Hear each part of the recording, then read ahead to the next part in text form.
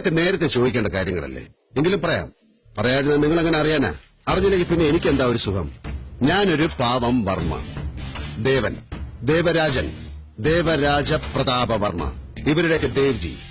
അത് തെക്കൻ തിരുവിതാംകൂറുമായിട്ട് മോശമല്ലാത്ത ഒരു ബന്ധമുണ്ട് എനിക്ക്. തായ്വഴി അച്ഛൻ വടക്കന, വടക്കെന്ന് പറഞ്ഞാൽ ഉദയനന്റെ നാട്ടിൽ. അങ്ങനെ തെക്കും വടക്കും കൂടെ ചേർന്നപ്പോ ഞാൻ അല്പം വടക്കായി. വക്കീലിനെ ഒന്നും പിടികിട്ടുന്നില്ല അല്ലേ? ഗുരുഭക്തിയുടെ കെട്ടുപാടിൽ നീതിയുടെ സത്യവാചകങ്ങൾ നിങ്ങൾ മറന്നപ്പോൾ, അല്ലെങ്കിൽ വളച്ചൊടിച്ചപ്പോൾ നഷ്ടപ്പെട്ടത് എനിക്ക് ലഭിക്കേണ്ട നീതിയാണ്.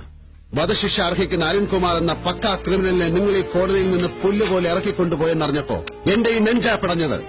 പിന്നെ എനിക്ക് മുന്നും പിന്നും നോക്കേണ്ടി വന്നില്ല. എന്റെ മനസാക്ഷിയുടെ കോടതിയിൽ ഞാൻ തന്നെ അവന് വിധി എഴുതി. Yes, I kill him. SP Antony Punnakkaran ഈ കോടതിയിൽ പറഞ്ഞ സത്യമാണ്, മുഴുവൻ സത്യമാണ്. ഞാനാണ് കൊന്നത് ഈ കൈകൾ കൊണ്ട്. You are cheat. എന്തിനാ ഇങ്ങനെ രോഷം കൊള്ളുന്നത്? ഞാൻ കുത്തിയ കത്തി വലിച്ചു വീഴുന്ന സത്യം പറഞ്ഞതല്ലേ വക്കീലെ? കുത്തിയത് ഞാൻ അല്ലെന്ന് പറഞ്ഞില്ലല്ലോ. അങ്ങനെ വിചാരിച്ചത് വക്കീലല്ലേ? അരുണിനെ വിസ്തരിച്ച അതേ കോടതിയിൽ നിന്നും അവരെ രക്ഷിച്ച അതേ വക്കീല് തന്നെ അവന്റെ കൊലയാളിയായി എന്നെയും കുറ്റവിമുക്തനാക്കി. കടിച്ച പാമ്പിനെ കൊണ്ട് വിഷമിറക്കിക്കുന്ന ഒരു പാരമ്പര്യമുണ്ട് എന്റെ തറവാടിന്, അല്ലടാ സർക്കിളെ? സഹകരിക്കുകയാണെങ്കിൽ നമുക്ക് ഒരുമിച്ച് നീങ്ങാം. എനിക്കിനി 2 വധശിക്ഷ കൂടി നടപ്പാക്കാനുണ്ട്.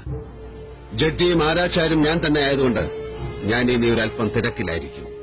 സോ മിസ്റ്റർ രമേശ് നമ്പ്യാർ, കാണണം.